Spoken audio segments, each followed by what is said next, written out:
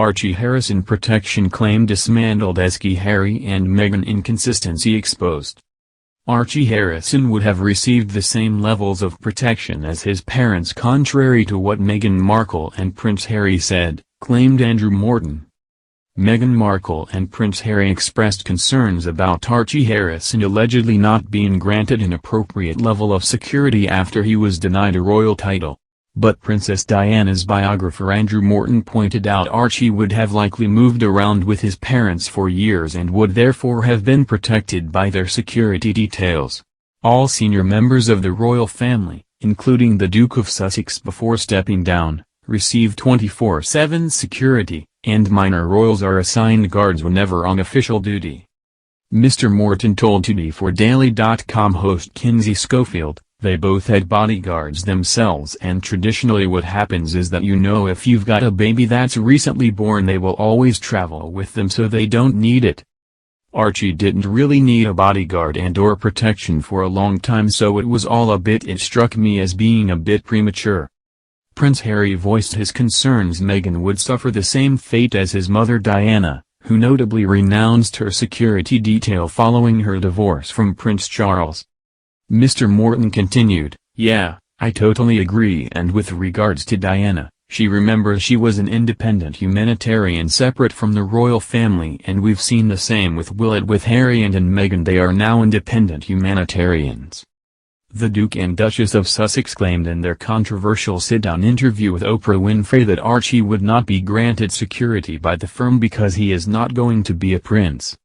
She said, "Okay, well, he needs to be safe, so we're not saying don't make him a prince or princess, but if you're saying the title is what's going to affect the protection, we haven't created this monster machine around us in terms of clickbait and tabloid fodder. You've allowed that to happen, which means our son needs to be safe. While I was pregnant, they wanted to change the convention for Archie. Why? There's no explanation." Meghan also revealed during the interview that she wrote several letters to the royal family asking them not to remove Archie's security. Prince Harry confessed that the actor Tyler Perry offered them his security after he received the information regarding Archie's security in Canada. He said, "While we were in Canada, in someone else's house, I then got told, short notice, that security was going to be removed.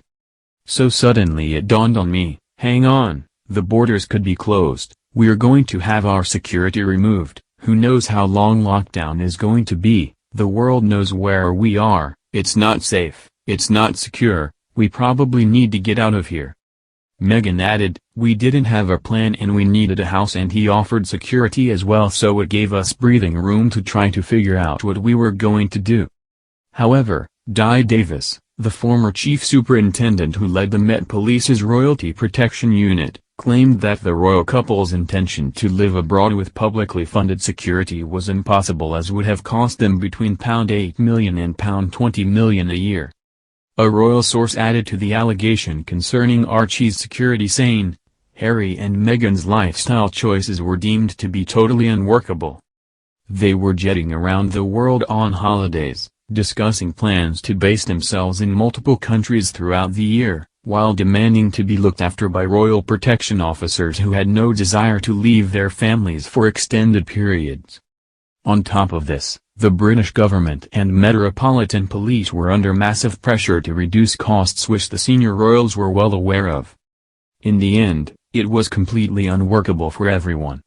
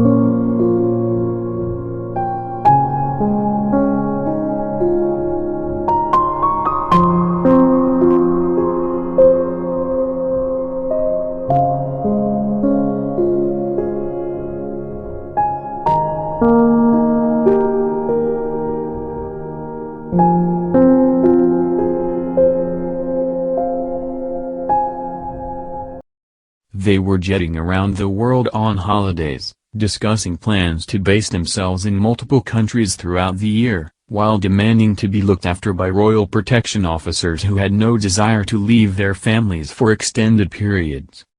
On top of this, the British government and Metropolitan Police were under massive pressure to reduce costs, which the senior royals were well aware of. In the end, it was completely unworkable for everyone.